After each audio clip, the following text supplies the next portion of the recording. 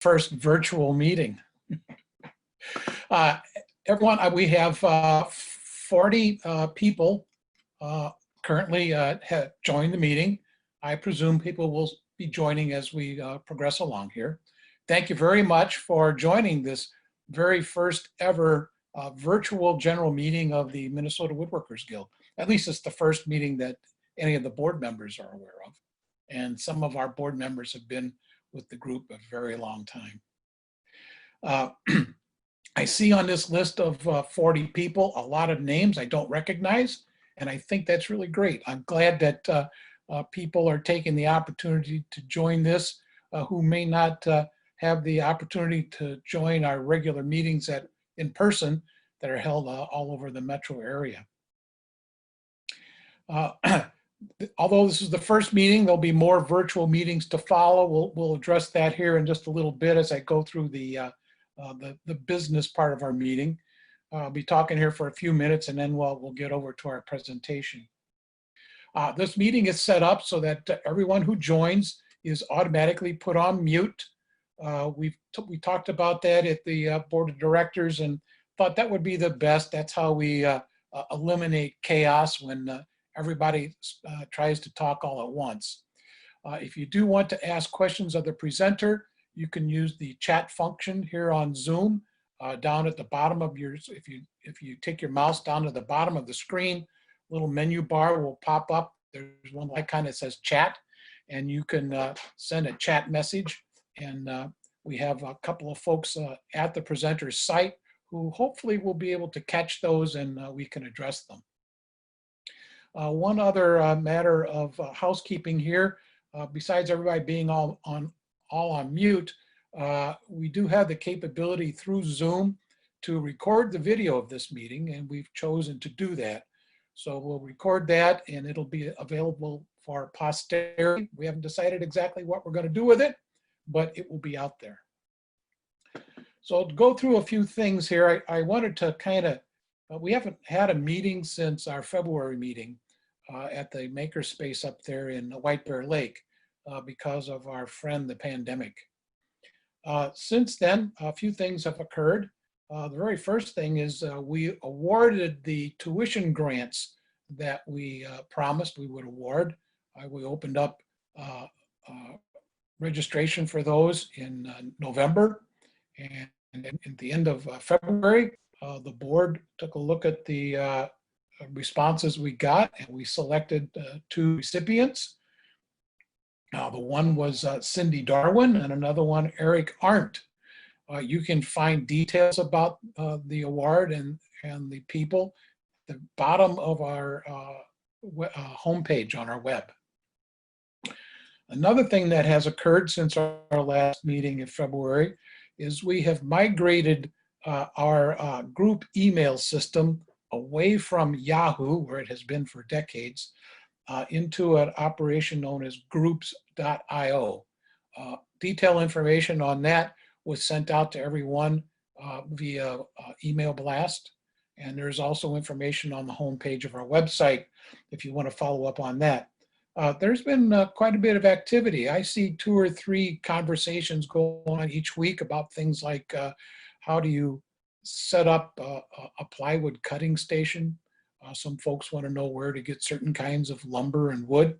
So it's a good opportunity to exchange information and ask questions. Third item, our July meeting. Okay, so that's the next item coming up on our regular calendar. Typically, we would have our picnic in July. Because of the COVID-19 pandemic, we have elected to cancel that. We couldn't figure out any way to keep a meeting limited to 10 people or fewer and keep the distance at 6 feet or greater and still have a picnic and enjoy ourselves. So instead, we did send out a blast here a couple weeks ago. What we're going to do is have another virtual meeting, and the topic is going to be virtual shop tours. We have had quite a number of our members volunteer to do that. And here coming up in a couple weeks, we're going to have a dry run, and we will send out then details of that meeting. They'll be posted on a website, but I'm sure we'll also do a blast because we'll have to provide the link to the Zoom meeting and other details like that. Next up on our calendar is our second annual Tool Swap and Expo, which we have previously scheduled for Saturday, September 19th at the Bloomington Armory, where it was held last year. Because of the pandemic, things have kind of been on a wait and see. The committee who's running and organizing that will have a meeting early in July, and they will decide whether or not we should go ahead with it or perhaps postpone it. And we will keep our membership informed of the results of that later on in the month of July. Another activity coming up is Northern Woods. Now, unfortunately, it should not be in the category of coming up. It should have been in the category of past, because we really wanted to have that back in April, but that's when the pandemic was at very high strength. The mall was closed, so we made arrangements to postpone that until the weekend of October 22nd through 25th.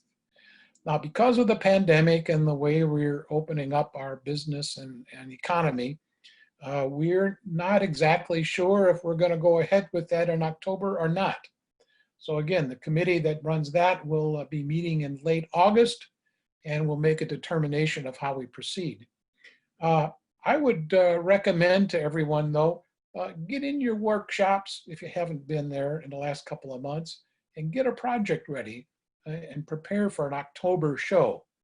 If we end up not having one, we'll probably have one coming up in April following. Another item on our calendar is our fall seminar, annual fall seminar held in November. We have secured a presenter. I won't go into any details about who it is yet tonight, because we haven't ironed out exactly what the presentation is going to be about. We expect to have that ironed out here in the next couple weeks. And just like everything else that the pandemic affects, we need to keep in mind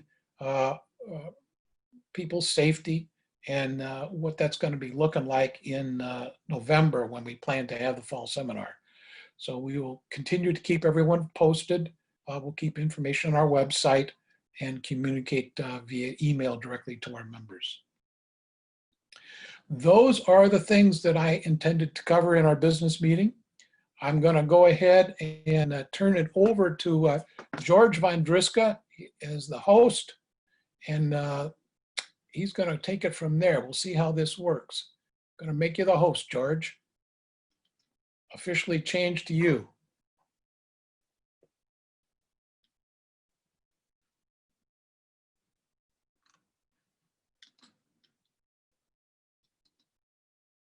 Can see me. How's that?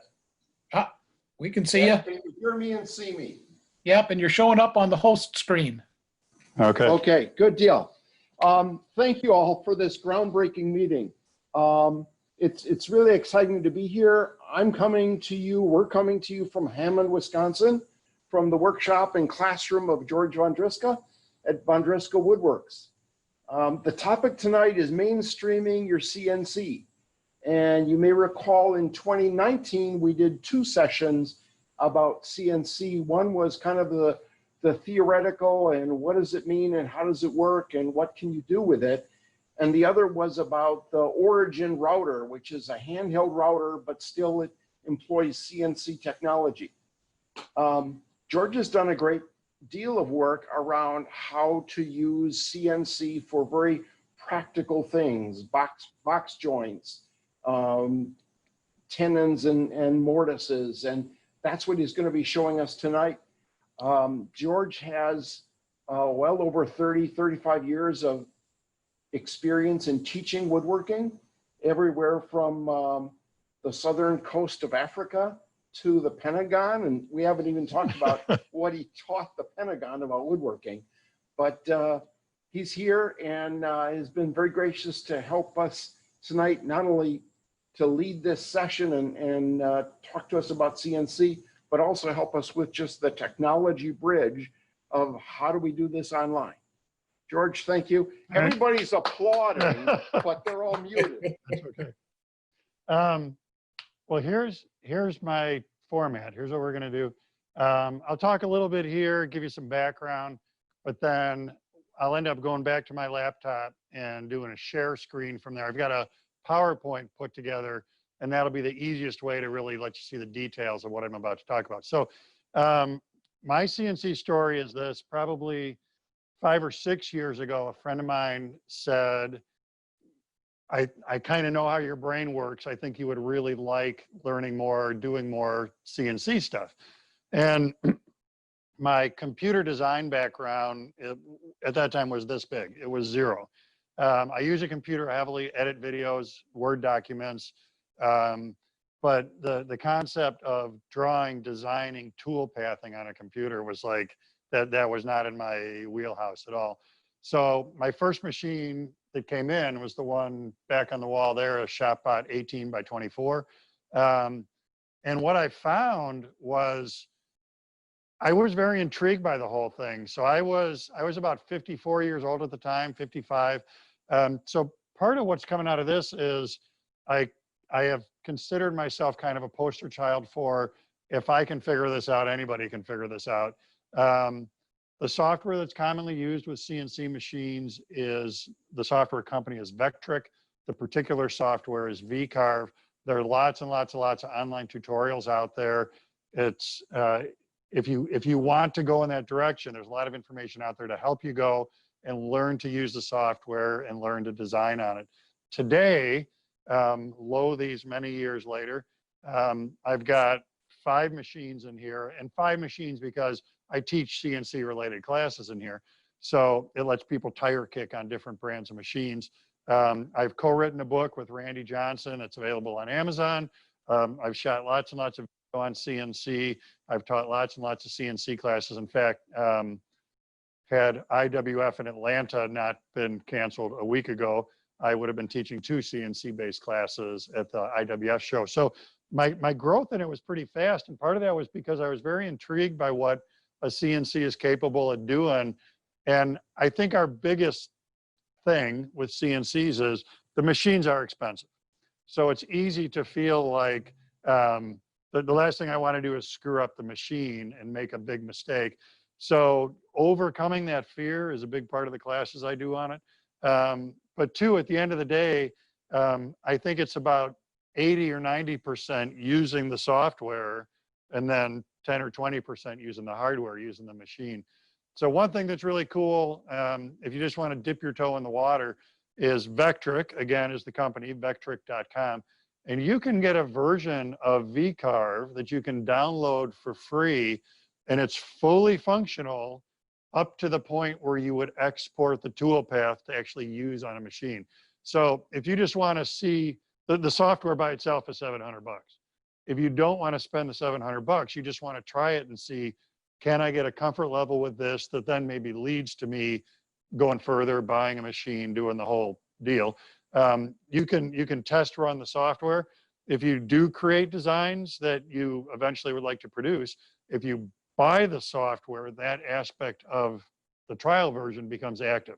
In other words, once you purchase the software, put it on that same computer, you could in fact export those designs and cut them.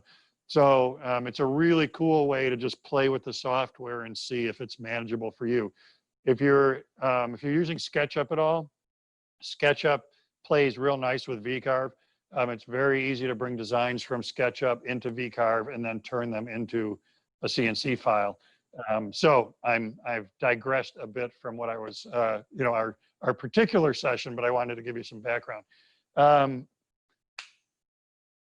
Part of the drive for this concept of mainstreaming your CNC is that I think when we think about CNC machines, we're prone to thinking, well, I don't want to do carving. I don't want to cut brass or aluminum. I don't want to engrave glass. There's all of this really cool kind of exotic stuff we can do with the CNC. That being said, there's some very mainstream woodworking stuff that we can do that makes your life easier. And there are a lot of ways to look at this. I'm self-employed. I do some custom work. So I do make products I sell. So one of the things that's cool about a CNC machine is that employee shows up every day, works a 14-hour day just like I do and doesn't complain at all, knows how to read a tape measure. So there's an investment in buying the machine, but that's a very dependable employee. And while I'm doing other stuff, this employee can be here churning out things, especially highly repetitive things that I don't want to mess with. So that's from a business perspective. From just a woodworking perspective, a lot of the same stuff applies. Like when some fairly mundane tasks like that we'll look at, like making cabinet parts, there's not a lot of, it's not a very sexy operation to make case sides. The kind of the cool part of making cabinets is the face frames and the raised panel doors and the dovetail drawers and the drawer fronts. So why not turn this machine loose on making the case side? So even if you're not looking to optimize it from a monetize it perspective, you know, you're not in this for doing it for a living, there's still stuff, a lot of stuff the machine can do for you that just makes your life easier. That is the repetitive nature of it. I love the discussion. Is this real woodworking? We probably don't have time to go into that tonight, but someday when we can all get together and meet someplace and drink beer, or in my case, gin and tonic, and have a very lively discussion on is this woodworking, I would be happy to entertain that. Clearly, I think it is. So I'm going to retreat to my laptop, and if are there questions yet that we should do? Okay.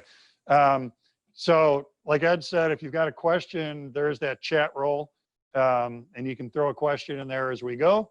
It'll be easiest if you post the questions right away as they're topical, rather than wait until the end.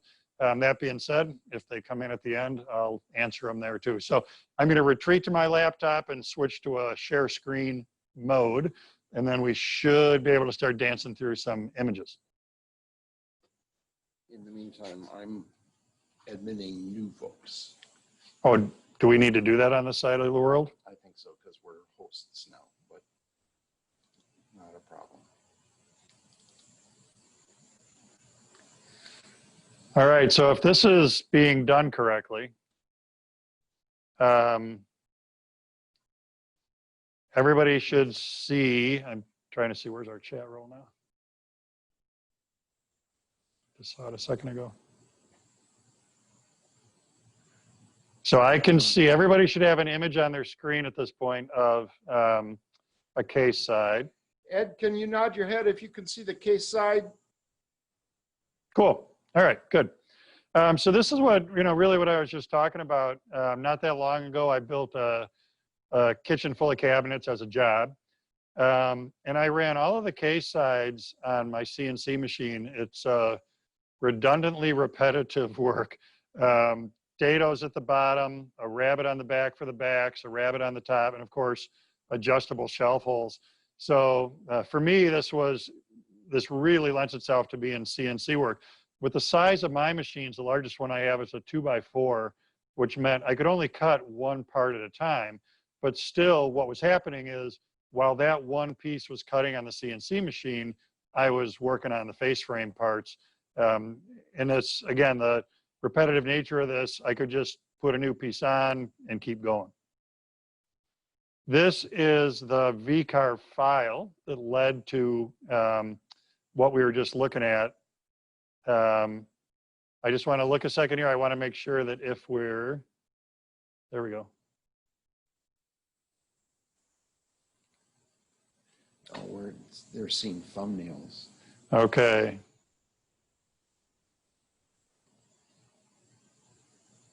Because on my screen, I have a full-size image. Let's try this again. So there, now I'm seeing the thumbnails. Are we getting a full-size image now?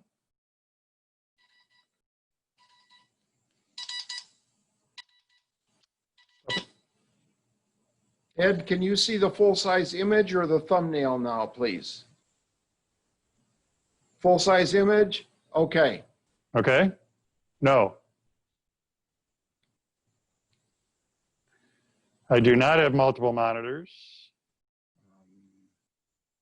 See to the green to see what you're sharing. It's-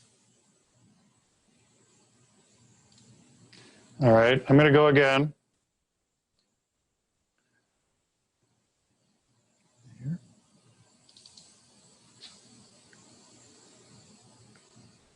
So again, at this point on my screen, I'm seeing a full-size image of the case side.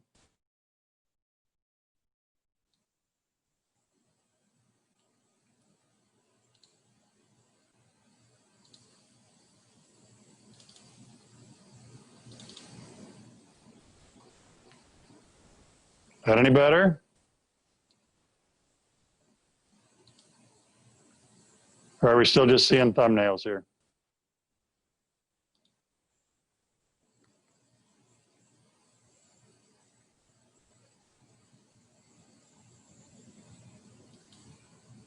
No, I'm not even getting the chat. Okay, somebody, Ed, give me a nod if we have a full-size image now, or a shake your head if you do not. Okay.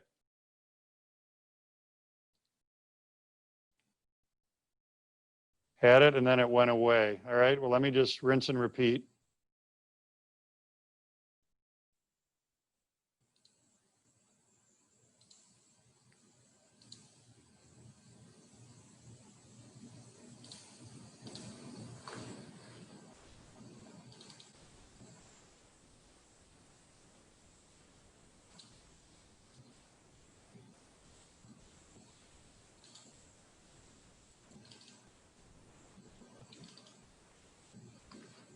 Still little.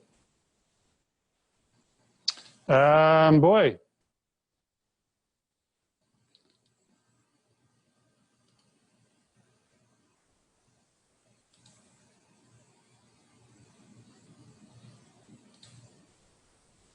Well, it's a mystery to me, unfortunately.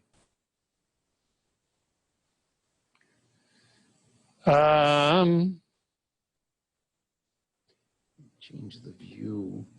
See if you can make the Where are thumbnail you? supersized view up here.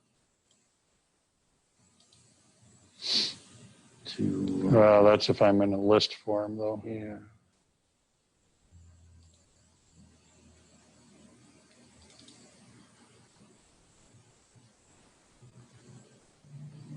Um,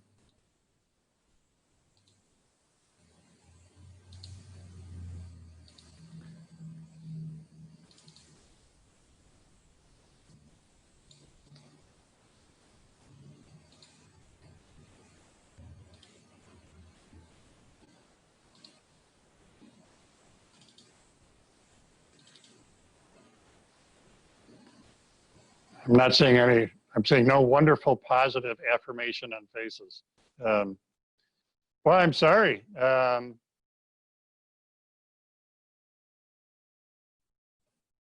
It's so odd to me that on my screen I'm getting it and on your screen you're not.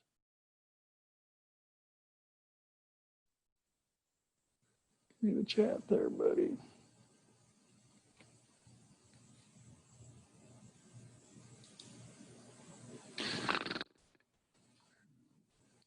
Let me, are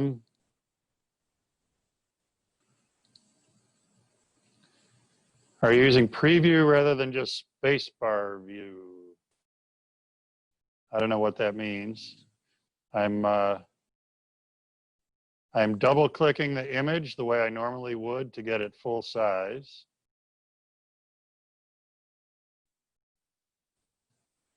Can you point the camera at your computer? Yeah, that's a good workaround. Give that person a raise. Let me, it's gonna take a second here to, it'll be a little hinky because it's gonna look like a computer screen. I think I can run on battery.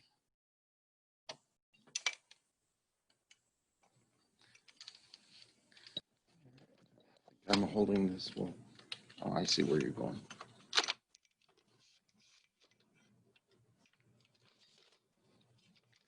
And I think we'll need to do one more leg extension. So somebody tongue-in-cheekly said, is this what learning CNC is like? That's very clever. It's learning CNC is easier. All right, let's see if this flies, Orville. Hi, Ed. That's Ed in infinity, infinity, infinity.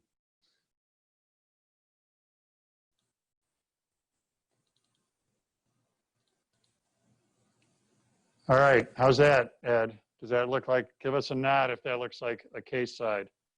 All right, so my apologies because it's a little weird, I know, because now it's a video camera looking at a thing, at a computer screen. All right, so here's where let me go back to where I was. Melamine case side, 3/4 inch dado in the bottom, 3/4 by 3/8 rabbet in the top, adjustable shelf holes. Then that's the VCarve file that generated that. And basically just the same thing we were looking at, rabbets across the top, dado across the bottom.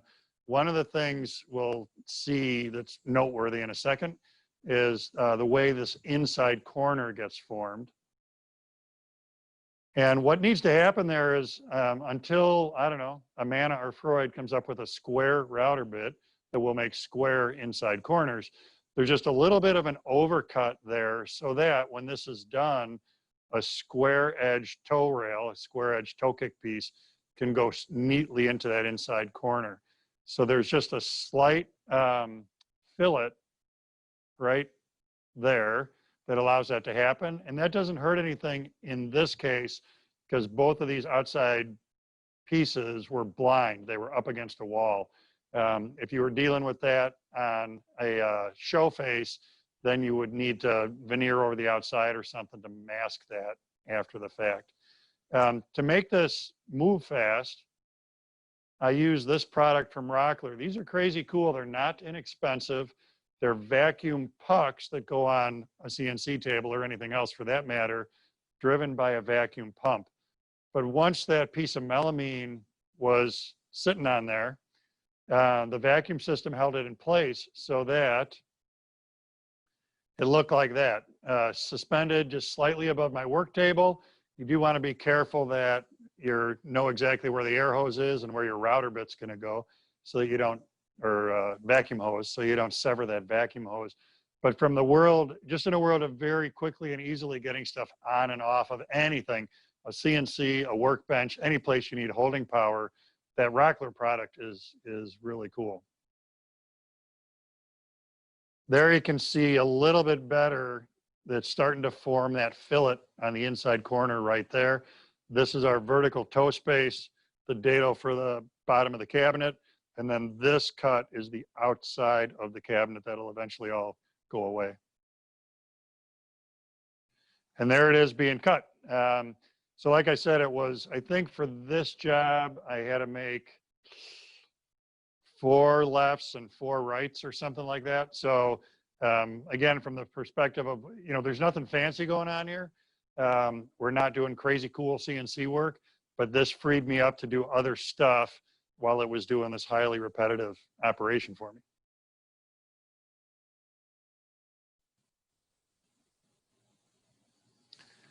This I love. If you've seen drawer making videos I've done, this is a lock rabbet joint holding that drawer together.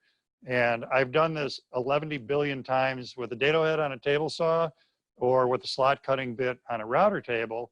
But we can alternatively do this by creating the right tool path in Vectric and cutting all those parts in on the CNC.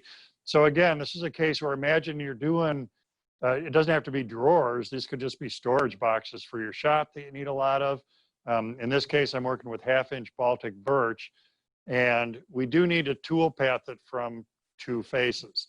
From one face, we're going to cut dados and rabbets, and in another face, we're just going to cut a groove, which eventually receives the drawer bottom.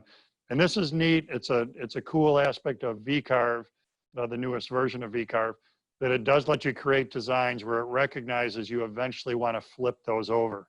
So I can create a 2-sided design and a 2-sided tool path so that when I get to the machine, I can cut from one face, flip it, cut from the other face. So that's what's happening here. And two, this is one of the really neat aspects of just learning to use the software is I can preview my cuts. And if something's going to go kerflooey, I'm going to see here in this preview that it didn't come out right. So before I get to the point where I'm about to break a $30 solid carbide bit or run the spindle into the bed or something crazy, by running this virtual preview, by running this preview in the software, it shows me exactly what it is I'm going to get. So in this case, we're looking at our box sides with rabbets in one end and rabbets in one set of pieces, dados in the other set of pieces, and then the grooves having been cut for drawer bottoms and these pieces are box bottoms. The little bridges that you see out here are called tabs, and that's because I do not have a vacuum bed on my machine. So what we need to do is create a way that this frame can be held in place on the machine. I do that with just hold down clamps. And then if I didn't have these bridges, these tabs in place, of course, these parts would just come loose. They'd go flying all over the place. So these get trimmed in just a little bit.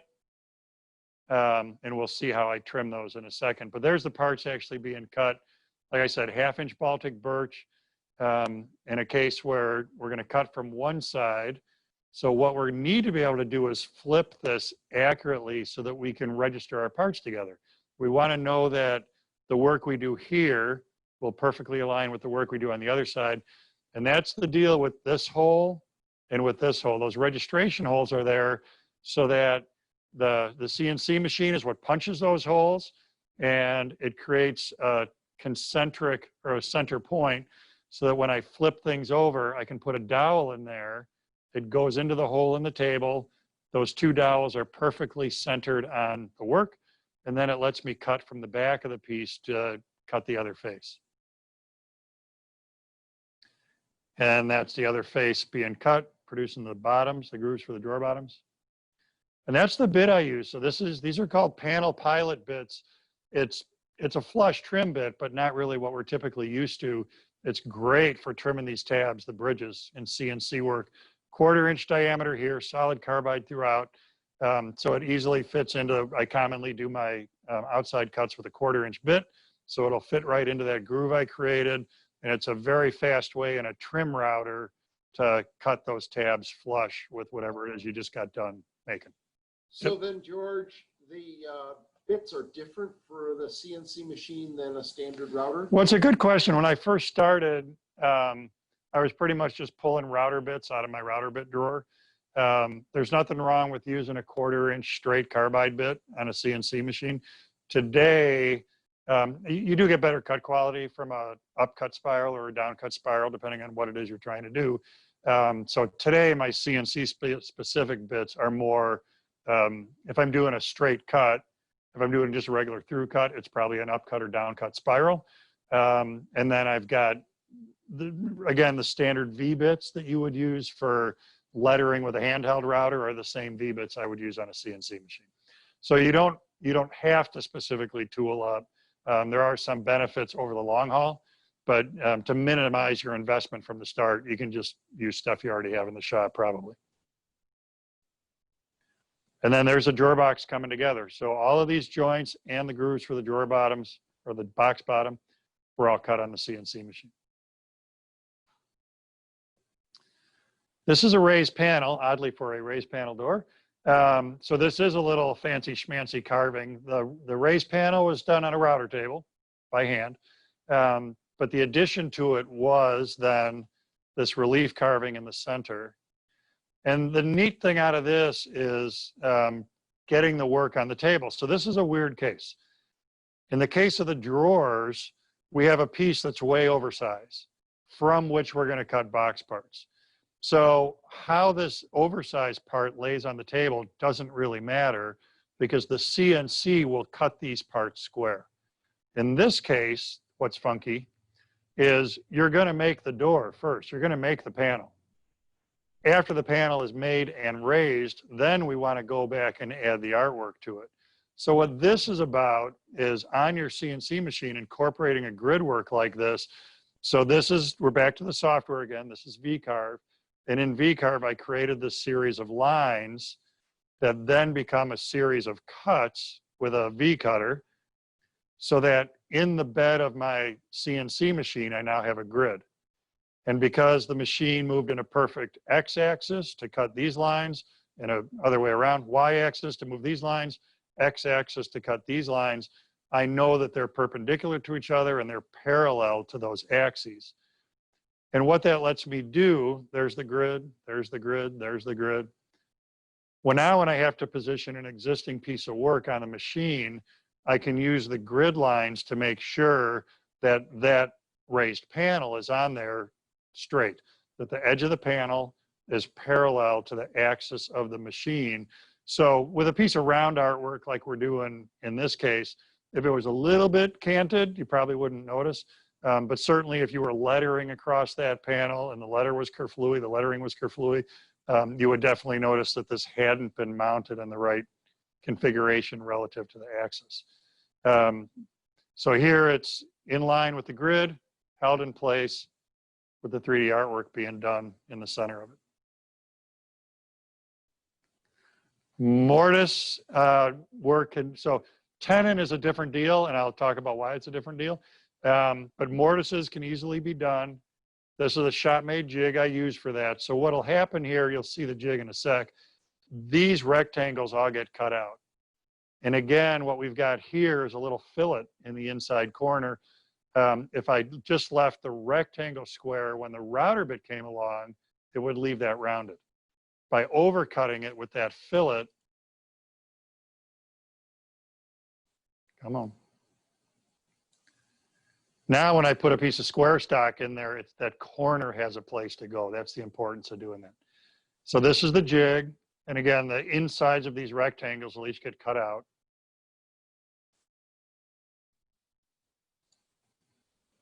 Come on.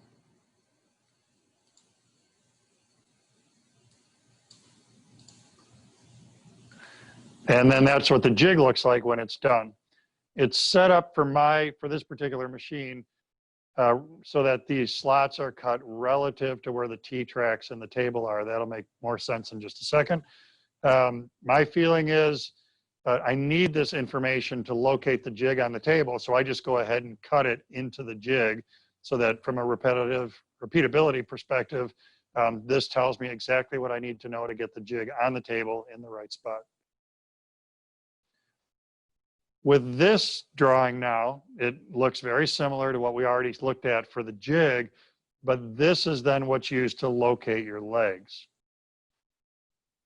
This part, 1.5 inches wide, represents a leg has now been put into each of those sockets, with then a rectangle, a mortise, and a mortise, and a mortise, and a mortise. And one of the things here, what's cool about this from a productivity perspective, is that on these two legs, the mortise, the reveal on the mortise is from the left edge in, left edge in. On these two, right edge in, right edge in.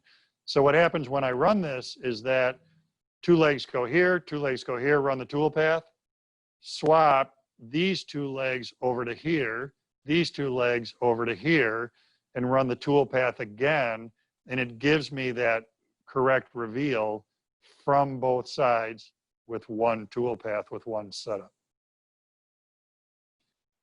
So this is the real deal. Jig is on the table, legs clamped into the jig.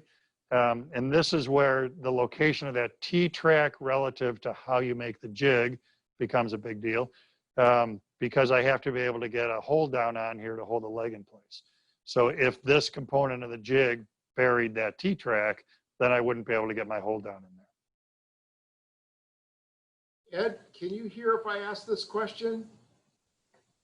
Okay. Yes. The question, George, is did you figure out the leg swapping thing, or is that like in the documentation for a CNC? Oh, I figured it out when I was making the jig. I think the jig is the same no matter what. Right. But I think I may have gone so far as to cut a set of legs.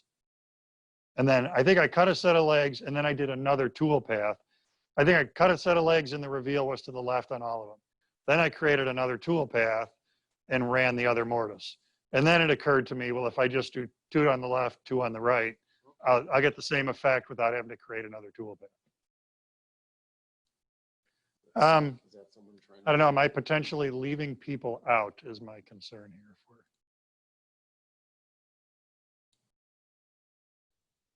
Here we go. Edit all.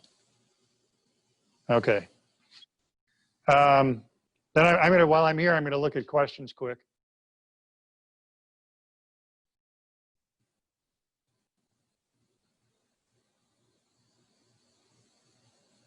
Oh, are we?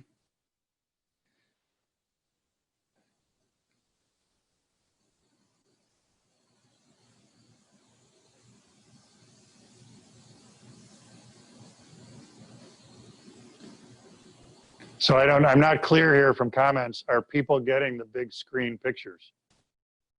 Ed says he is.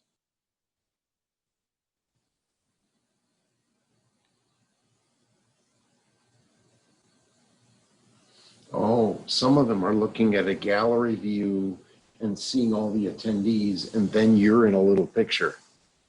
Everyone should be going to speaker view. Speaker view? Yeah. Is that'll clear Speaker this up view for everybody? will help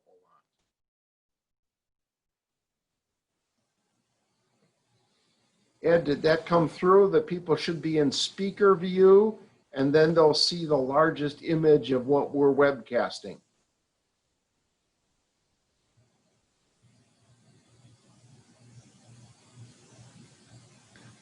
Well, here That's- it says, yes, yeah. we can see your monitor. Okay, cool.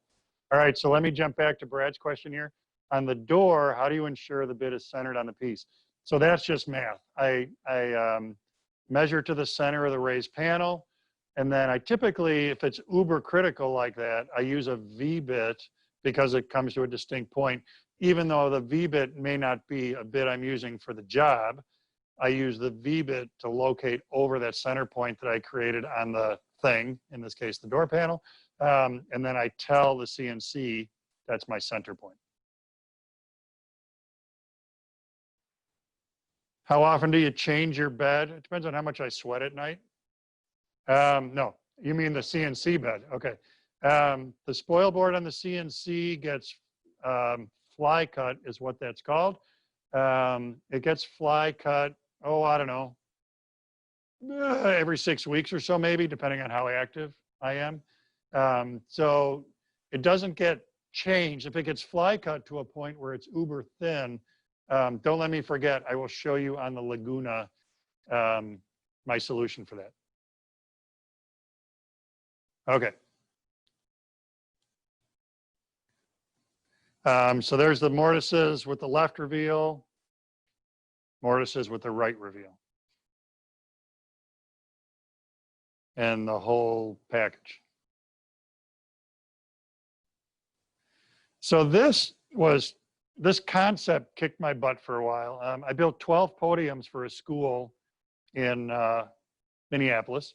And you'll see the podiums. It'll make more sense in just a bit. This is the base for the podium. The column that connects the base to the top was a 4-inch by 4-inch hollow column. So what's got to happen here is that hollow column has to get fastened to this base. Screws come up through the bottom of the base and into the bottom of the column. So I built the base, I built the columns, and then I'm thinking, this is locating the column on this base has a potential to be a really big pain. Get it centered, get glue in there, make sure it's in the right spot. So, the first thing that kind of jumps in my head is I can make a plywood jig that aligns with the outside edge of this base. And then inside here, there's an inside corner that the column has to go into. Or I throw the base on the CNC machine.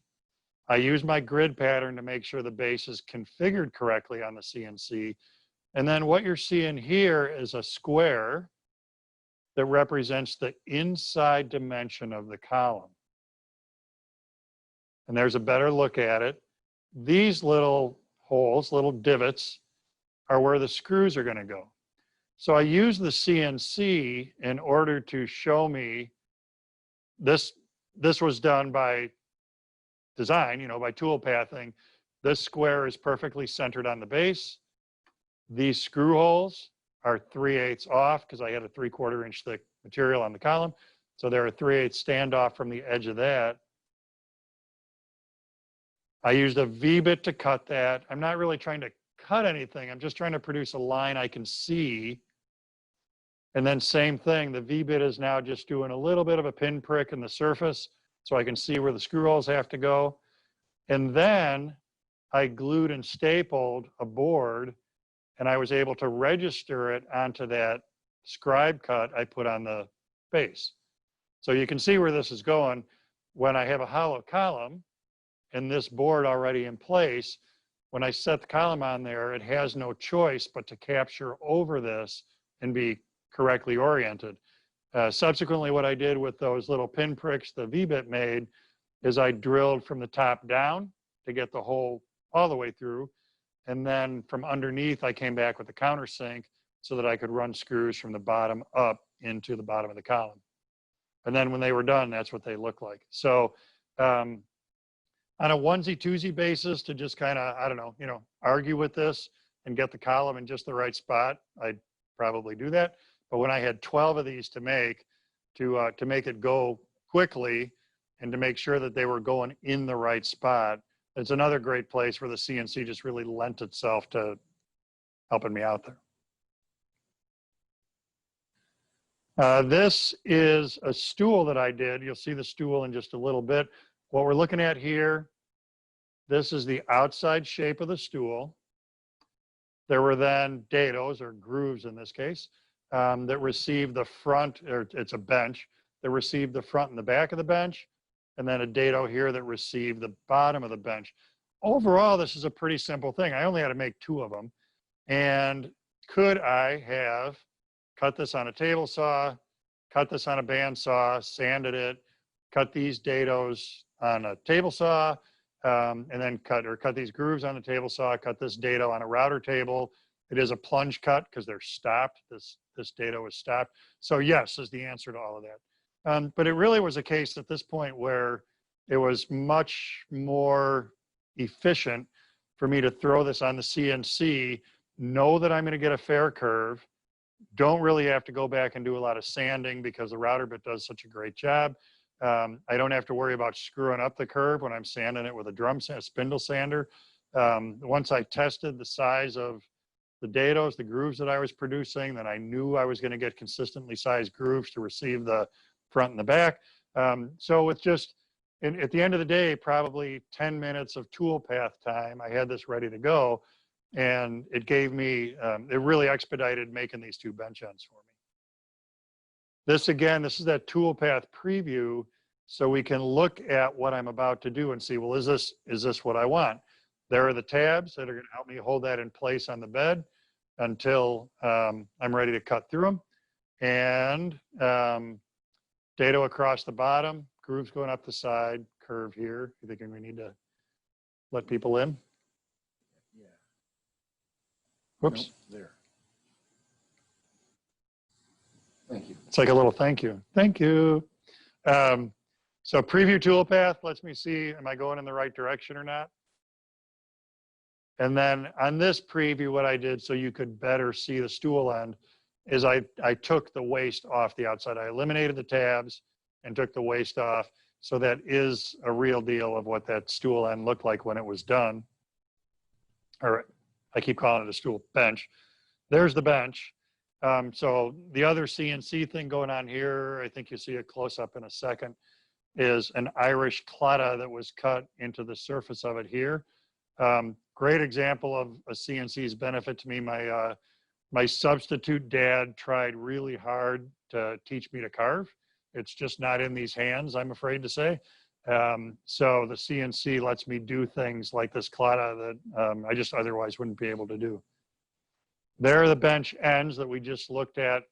The front and back are seated into the grooves. You'll see that better in just a second, that are on the other side of these ends, just like that. So this component, this is the walnut end that we looked at in the software. This is the front and back are both grooved in.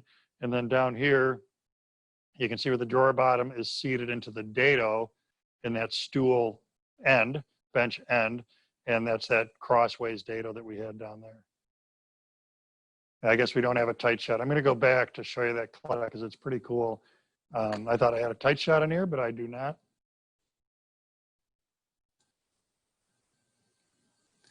One of the things that's neat with the software is I purchased this. I paid $25 for the clip art, 3D clip art. And then you own that for life. You can use it wherever you want to use it. And there is a boatload of this stuff available online. And it's the economics of it aren't bad. The detail is great.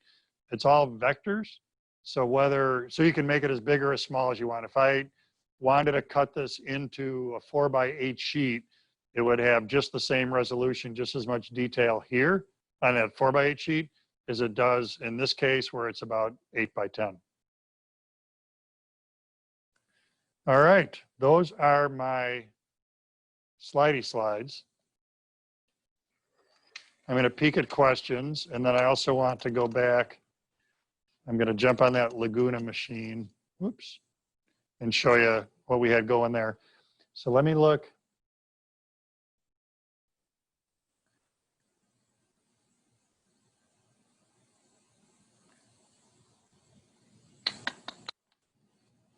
Well, I don't know. There are people talking about apparently seeing you, but not the images. Is that a thing?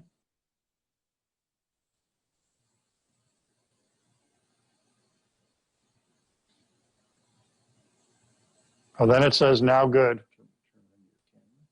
Well, we should be broadcasting the camera at this point. So there's a question from Bruce. Have you heard of Maslow DIY CNC setup? If so, what are your thoughts? I believe this is what I saw at Maker Camp in New York last year. It's pretty funky. It's a vertical CNC. The counterweight is like a brick. Am I thinking of the right thing? Very inexpensive, but I didn't do any cutting with it. So I know it exists, but I haven't had my hands on it. The other CNC thing I'm currently very intrigued by is the Yeti Smart Bench. It's a 4-foot by 8-foot CNC that folds up when you're done with it. Its footprint when it's put away is really, really tiny, but it's capable of cutting 4x8 sheets. Peter says, when you're milling mating pieces, mortise and tenon, how much clearance do you leave? Oh, shoot, I'll come back to tenon. I'm going to jump out here. And then if you do this, and then you just read the questions as we go, and this will maybe work. So if you pan or tilt up just a little bit, most excellent. Okay. So the question was, when you're doing mating pieces, how much clearance? And the distinctive, definitive answer is it depends. At the end of the day, I usually end up doing test cuts. I've done pieces that puzzle fit together, and they need to be able to go together, come apart, go together, come apart. So generally somewhere in the neighborhood of 0.03 of an inch or so. The other thing that's really critical there is that this is so dependent on accurate diameter of your router bit. So when a router bit gets sharpened, let me see if I have one here. When a router bit gets sharpened, that always reduces its diameter. And I send my router bits down to a place kind of down by Madison, Wisconsin. And it's really cool. When they come back, they have written on the end of the router bit what its new diameter is. So when we're making mating pieces, so mortise and tenon is an example, puzzle pieces are an example, anything where you're asking for an interlock, there is a spot in the VCarve software where I can edit this bit. And if it was originally a 1/4 inch, 250 thousandths, it's not uncommon after a couple sharpenings, its new diameter is 220 thousandths. If I don't tell the software that new diameter, then my design allowances doesn't do me any good because I haven't incorporated the new diameter of that cutter. So it's something you have to take into account. I pay attention to the number that they write on there for me, but then I also own digital calipers and I measure every router bit. When I get to those critical operations, I measure the router bit. If I'm cutting grill scrapers, which I did, I don't care on something like that. If the router bit is 250 thousandths or 230 thousandths, it's not going to matter. But when you have mating components, part of it is that allowance, a couple thousandths, and then part of it is making sure you dial in the accurate diameter. Hey, George, James asked, Woodsmith Magazine recently had an article and published a plan to build your own CNC. Do you think that a home-built machine can approach acceptable accuracy? I don't know. I don't know because I've never done it. So I know people, you know, I know this is out there. I don't know anybody that's using a shop-made CNC. My guess would be that, you know, it's all about what you put into it. So are we talking about building a machine out of Baltic birch plywood or extruded aluminum? And I think if it's extruded aluminum, I have a lot of faith in that. If it's a bunch of plywood components, then the it depends could be, what do you want to do with the machine? And that even applies to commercially made machines. If your end game is going to be, I want to do 3D carving, I want to put letters on signs, I want to do things that don't necessarily need to be able to fit together. A lot of machines, including probably a shop-made machine, have that capability, because if the bit wanders a tiny bit, and tiny bit, we're talking about thousandths of an inch, if it doesn't have a lot of rigidity and it wanders like that, it's not going to matter. But if you do get into an aspect of your CNC work where we want to cut metal, that's harder on a machine, non-ferrous metal, brass, aluminum, copper. If we want to make parts that are going to play nice together, like box joints would be an example of that, we can do that on the CNC. Those puzzle pieces, furniture parts, that's where having something that isn't dialed in as tight, that's where it's going to cost you. It's just, you know, it's easy to imagine if there's a flex in the head and it's cutting this way and it flexes in this direction, then it turns the corner, and when it's cut in this direction, it flexes the other way, your cumulative error is going to be significant. But again, if you're cutting grandma's name in a piece of wood, that's not going to matter. George, another question. Which commercial machine do you prefer? I love my Laguna lathe. Do you like their CNC machine? Yeah, so in this joint, I've got a Laguna, an Axiom, 2 shop bots, and a Next Wave. At one point, when Ginny was still working for me, we had a little free library contract, and we were making about 50 little free libraries a month. Excellent CNC project. All of these machines were humming along to keep up with that demand. So the Laguna machine has been great. I've had, I don't know, an issue or two, nothing crazy. Customer service was great about being on the phone, talking me through, you know, grab the fob and do this. And later I was up and running. So honestly, with any of the machines in here, I wouldn't have a problem with saying they're going to do what you ask them to do. That's all the questions we have now. All right, so let's come in. Let's zoom about here. So that idea of, it's on the very top. There you go. Even that image right there is good. This question about the spoil board, replacing the spoil board. So this MDF on the Laguna, that came with the machine. And when the machine was brand new, it was 1 inch thick. The top of the MDF was, of course, way up here above the T-track. Over time, as the spoil board gets kerfluiated, I fly cut it, I fly cut it, I fly cut it. And it got to a point where it's scary close to the aluminum T-track. I did not unscrew the original spoil board, remove it, and replace it. I took new MDF, 1/2 inch MDF, and I just glued it to the top of the existing and added that new layer on. Then I fly cut that. Eventually, when this gets down to where it's down at that same point, within a few thousandths of the T-track, then I'll put a new piece on top of this. So for me, on the CNCs I've never done a complete replacement. All I do is add a new layer on top, like I've done here.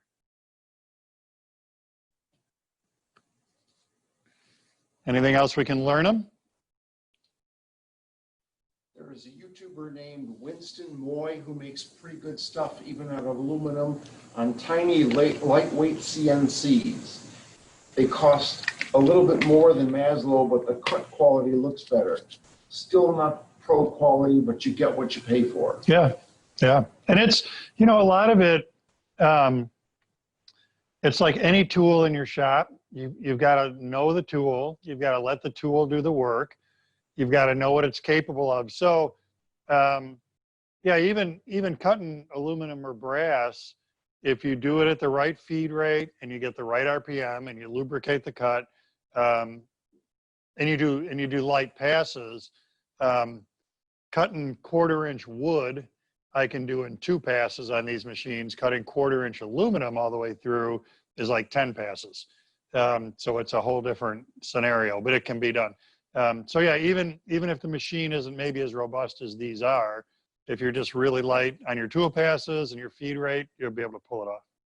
Brad asks if you flatten the new spoil board when you put it on. Yeah, so it's hugely important. If you go tomorrow and you buy a brand new machine and it comes with a spoil board, one of the first things you got to do is fly cut the spoil board. You can't assume that, even though MDF we know runs a real consistent thickness, it tends to be really, really flat. What we don't know is how is the base of this machine made? How does that spindle travel relative to the base? So that's fly cutting is going to get this travel, X and Y, perfectly parallel to the bed of the machine. That's what that's all about. So one, when a machine is brand new, you fly cut the spoil board. Two, as the spoil board gets cut into and kind of an irregular surface, you get to a point where you fly cut it.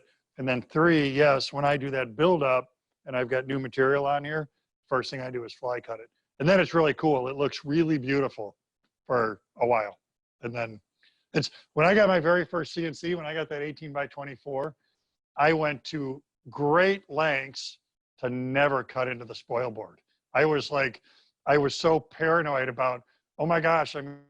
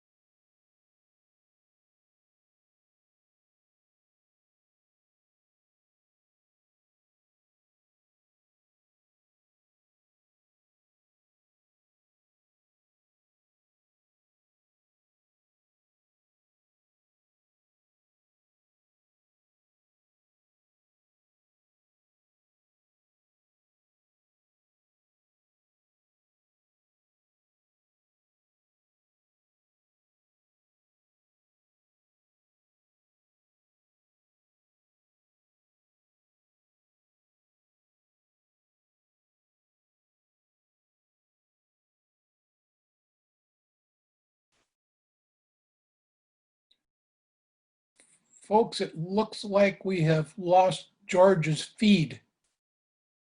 He has disappeared from my list of attendees. And that's after I noticed that his screen froze. I'll try to contact him by phone and see if we can get something going on here.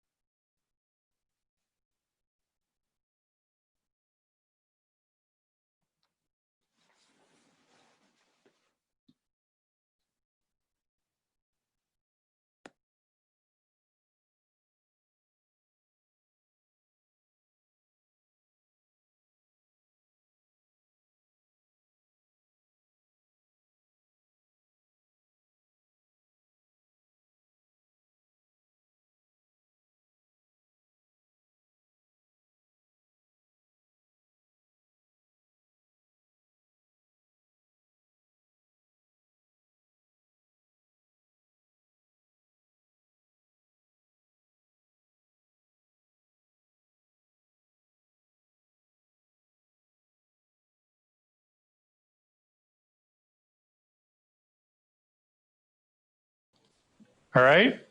Slamma Jamma, are we on? Ed, can you nod your head if you can hear us? Okay. Okay. All right. So we were on, the question was, have I done anything with a laser? So maybe 6 months ago, I got Next Wave's laser. It's 7 watt, so relatively a pretty low wattage, not an expensive machine. And I've really enjoyed the heck out of it. I see it as, it's a great marriage between stuff I can do on the CNC. So I'm holding this up because I just laser engraved a handle on one of these that went to my sister for her to give her husband. One of the cooler things I've done, I'm coming right back. So I shoot a traditional bow, and I made a leather quiver, and I use the laser engraver to do that. Aim small, miss small is what that says. So that was pretty cool. Up to that point, I had done a lot of stuff in wood, and it's just a matter of messing with the settings. And if, in fact, if you grab that plaque next to the other fish pond, that's another laser thing. Oh, I guess I could have done that. And then the other thing I did on this quiver, took advantage of the laser, was I needed to produce a perfectly round bottom, and cutting these with a leather cutter wasn't that hard to do. But how I was going to cut a perfectly round bottom to fit in here baffled me a little bit. I'm not that good at leather work. So I actually burned all the way through the leather here with the laser in order to make that. And then this is the other thing I recently did for a friend of mine whose cat died. This is leather, and that's a picture I was sent. So it was laser engraved on the leather, and then of course that's the cat's name. This is on a piece of birch. So it's cool, and I'm using VCarve software to create that. It's not a tool path, it's a laser path, but I'm using the VCarve software to create those designs and do that stuff.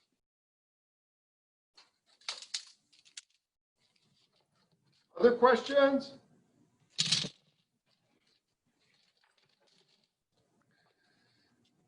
Bueller? How many passes of the laser to cut the leather?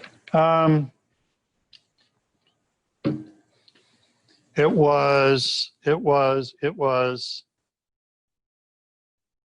I'm trying to remember, did I do it slowly in one? So what you can do a couple things. You can control how much power the laser is putting out, and you can control the rate at which it travels.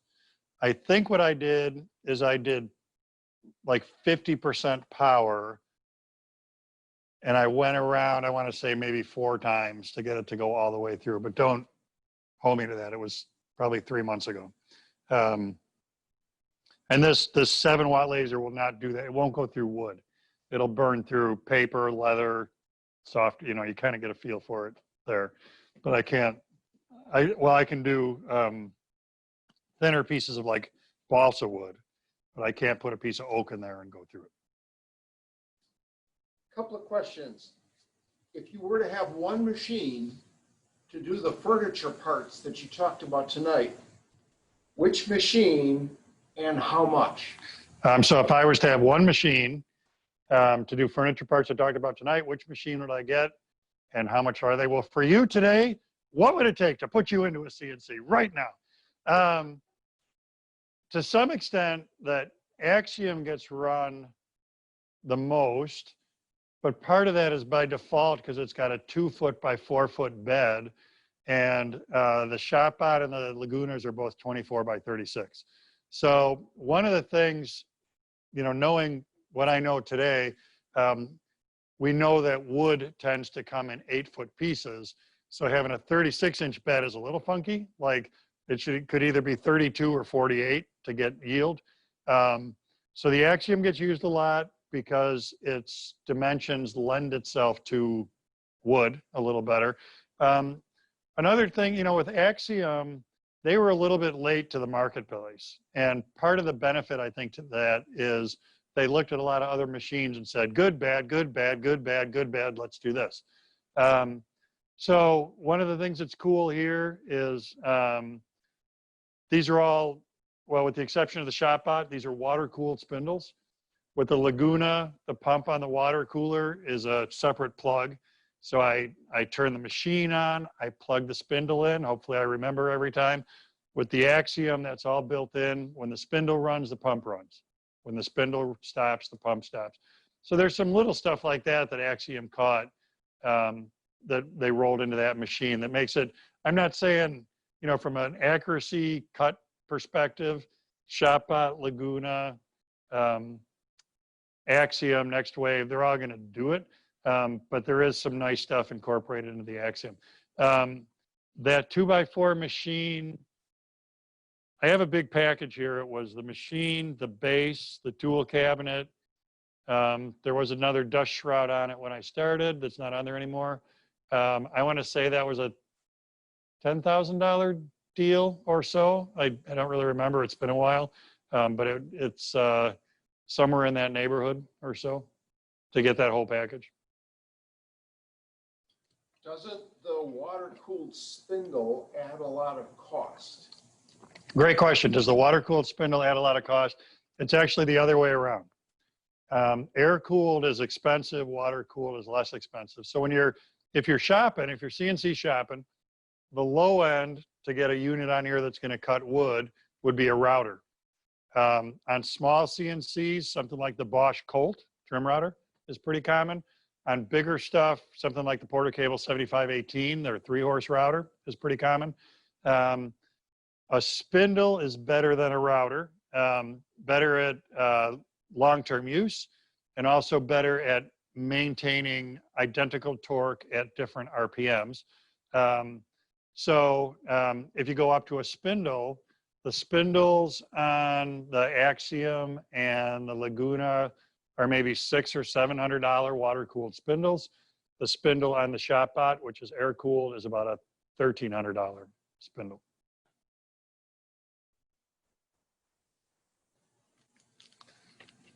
No All right. questions right now. All right. Well, now what do you do? If there's no other questions, Ed, do you want to take it back? Nod your head, Ed. Okay. I don't know. Well, I think he would just resume control. Isn't that correct? He would just take back over as host, and Ed, can you take it over as host? we're throwing it to Ed. We're throwing it to Ed.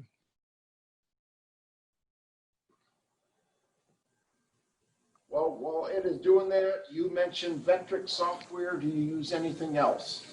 I don't use anything else. So I do more and more. I do my design work in SketchUp and bring that into VCarve because I can do in SketchUp. I can do a full 3D model. I can draw a whatever bench that I keep calling a stool, and then I can bring the components I want into VCarve. I can't do a 3D model in VCarve. But I've never used Fusion 360 as another one that's pretty popular in the arena. Benefit to Fusion 360 is if you own a laser engraver and a CNC machine and a 3D printer, that software will talk to all of them. Vectric will only talk to, if I owned a 3D printer, which I don't, Vectric would not talk to the 3D printer, but it does talk to my laser and the CNC.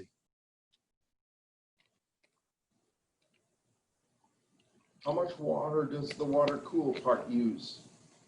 Well, it's so it's in the case of the Next Wave and the Laguna, there's a bucket under the table. There's a 5-gallon bucket under the table, and there's a little submersible pump in there, and it just recirculates. In the case of the Axiom, it works like your car. It's a self-contained system. There's the cutest little radiator in there you ever saw in your life. So it's pumping the fluid, and it's actually a coolant, not just water, but it's pumping that through the system. It goes through the radiator, just like your car. There's a fan that blows past that radiator and expels the heat. So they're, in all cases, they're self-contained. Laguna and Next Wave are actually water, and Axiom's that other system. So it's not, it doesn't have to be hooked up to a water line. It's the 5-gallon bucket just lives under the bench.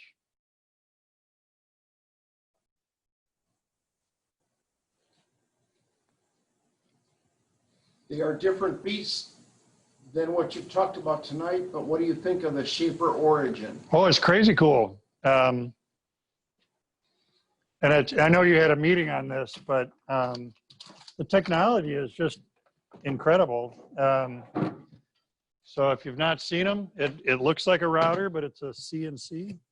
And it's just, you know, in the world of me, there's a lot of it depends. So with these, this is a case of we're going to take the tool to the work instead of the work to the tool. So if you're doing something where if you want to put an inlay into the middle of a wooden floor, you're not going to do that with any of the other machines I have, but you could do that with this.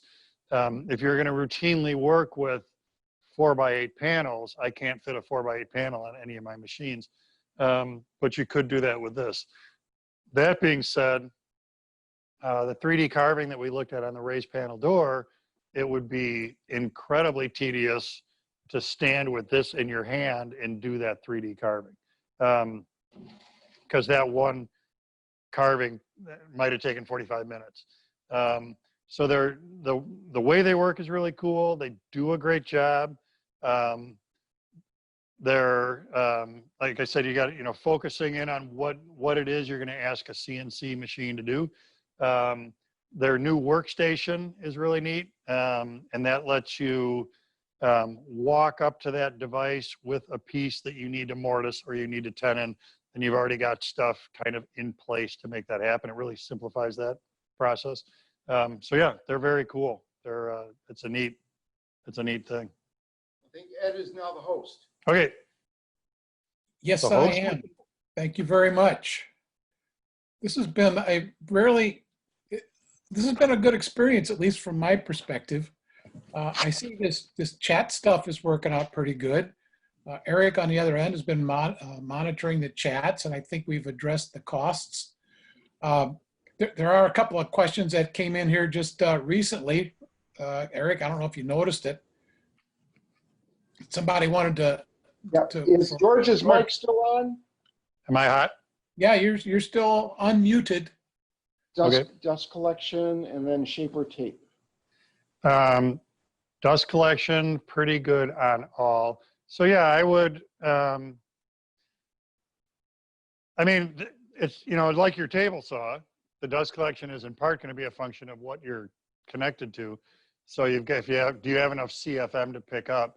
But yeah, when we were, like I said, we were kicking out those little free libraries, using multiple machines at once.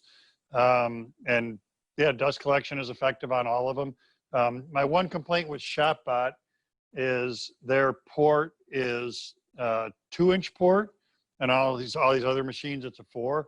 So it's inherently more difficult to get the airflow off of that I get off of these. But it's also a smaller basket. So it kind of works out okay. You know, the dust collection shroud is a little bit smaller than it is on these, so it works out okay. But yeah, if you're hooked up to a good collector, you're okay. What was the other one? Was there another one? Someone else asked about the tape that's used on the Origin tape. How much it is? Somebody else answered it's about $20 for a roll. Yeah, I don't remember. I've had these sitting here a while, but So somebody commented they thought it was about $20 a roll. okay. Yep. Yeah, that's the tape that the machine has to have to read in order to do the voodoo it does. And I'll interject here. For you folks that might follow Charlie Kosorik on Instagram, Charlie has made a special bench with all that tape pre-applied that he uses to fixture his work pieces in. And that way he doesn't have to use a lot of tape, and things are held pretty securely. You might want to check out his Instagram feed.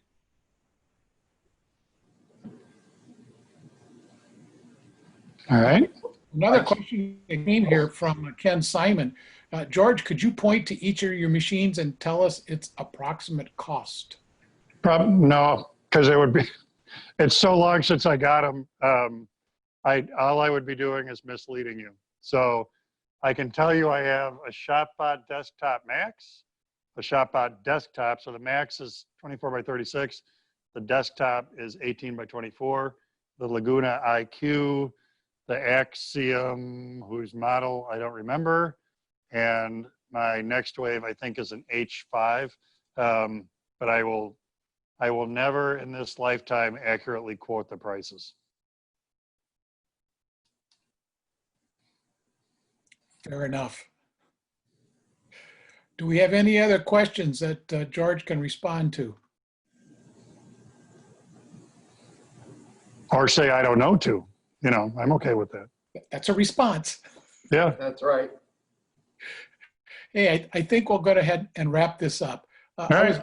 I was mentioning that I thought this was a good meeting. I thought the chat system worked pretty good. We'll have to figure out why George wasn't able to share his screen the way we expected it to.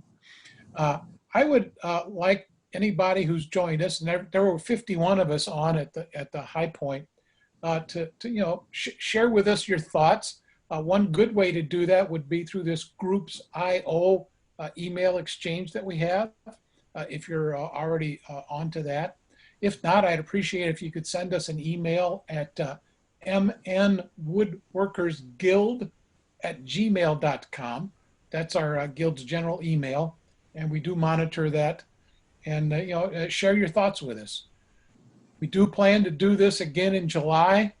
I can see there are a few things we're going to have to do a little bit differently, but we'll get this stuff worked out. Again, I appreciate George. Appreciate your time and your expertise. Thanks for having me. Yeah, I appreciate you guys thinking of me. Eric, thanks a lot for being his question asker on that end. Glad to. And for now, I think we will say it's a meeting, and we'll close it off. Good night, everyone.